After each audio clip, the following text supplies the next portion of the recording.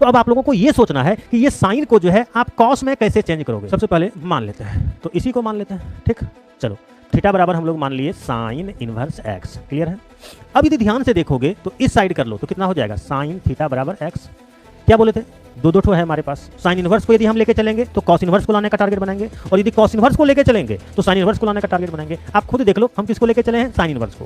तो यदि sine inverse को लेके चले हैं तो मेरा मेन टारगेट क्या है, कॉस इनवर्स को लाने का। तो अब आप लोगों को ये सोचना है कि ये साइन को जो है आप कॉस में कैसे चेंज करोगे। और ये सोचना नहीं है, फॉर्मूला होता है। यदि फॉर्मूला आप जानते हो तो फट से यूज करो और हो जाएगा। ये देखो ना, हम बताते हैं आपको, देखना। आ जाओ, हम लोग जानते हैं cos 90 माइनस थीटा के बराबर में कितना होता है रे, साइन थीटा। ये फॉर्मूला होता है। तो अब यदि आप ध्यान से देखोगे तो ये जो साइन थीटा दिख रहा है, इस साइन थीटा की जगह पे साइन थीटा का जो मान होता है इस मान को रख सकते हैं। तो बोलो मान कितना हो जाएगा, cos 90 माइनस थीटा। अब देखो बराबर में कितना था, x। और अब यदि ध्यान से देखोगे तो ये हो गया π/2 माइनस थीटा, और cos को उस साइड भेज लो, देखो कितना आ गया, cos इनवर्स x। क्या बोले थे, साइन इनवर्स x को मानोगे तो टारगेट रहेगा cos इनवर्स x को लाने का। है देखो cos इनवर्स x आ गया क्या।